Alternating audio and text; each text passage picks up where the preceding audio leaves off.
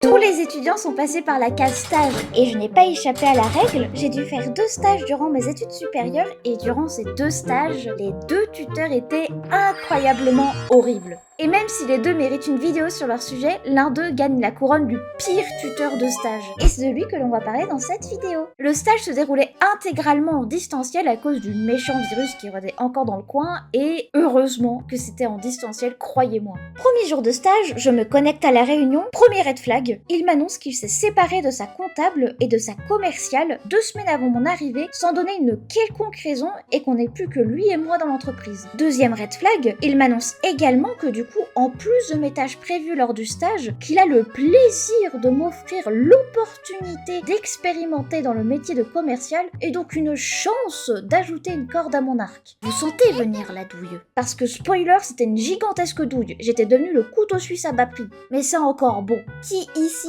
en tant que stagiaire, ne s'est pas fait exploiter lors de son stage? Non, le problème, c'est qu'il m'en a fait voir des vertes et des pas mûres. Par exemple, le compte Instagram de son entreprise s'est fait hack un jour, il m'appelle un midi furax en me disant que le compte Instagram s'est fait hack, que c'est à cause de moi, que j'ai sûrement donné le mot de passe à mes amis hackers. Pendant ce temps, j'ai fait la procédure pour récupérer le compte et j'en ai aussi profité pour installer la double authentification. Et bien sûr, je n'ai pas eu un merci ou un pardon. Pour rester sur Instagram, sur sa For You page, je m'attendais à avoir quelque chose de plutôt pro, sauf qu'il l'utilisait aussi en tant que compte perso. Et ben sachez qu'il devait particulièrement apprécier le yoga. Lorsque je lui prévenais que j'allais prendre des photos pour ses produits l'après-midi, il m'appelait le soir pour me faire la morale en me disant qu'il me faisait confiance, mais que c'était sûr que moi j'abusais de sa confiance et que juste je sortais dehors pour rien faire. Et tant d'autres choses comme ça, mais il a réussi à lui-même se surpasser au point où j'ai dû faire une demande exceptionnelle de raccourcissement de stage auprès de mon université. Il était prévu qu'on aille à un salon en Allemagne pour y exposer à la toute fin de mon stage. J'étais super contente à cette idée et en plus de ça, ça aurait été la première fois que je serais allée en Allemagne. On s'était mis d'accord que j'allais chercher un moyen de transport pour pouvoir y aller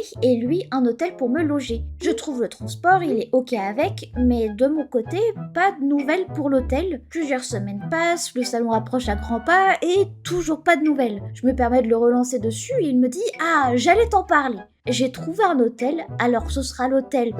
On logera dans la même chambre et aussi dans le même lit. Hein? En toute sincérité, je ne pense pas qu'il voulait faire des galipettes avec moi vu comment il avait pas l'air de m'aimer, mais très franchement, je veux pas savoir pourquoi il pensait que c'était une bonne idée, et surtout c'était la goutte de trop pour moi. Il n'y voyait aucun souci, je ne voulais plus aller au salon, et surtout je ne voulais pas le rencontrer dans la vraie vie. Immédiatement, j'ai fait une demande de raccourcissement de stage auprès de mon université qui a, alléluia, été acceptée.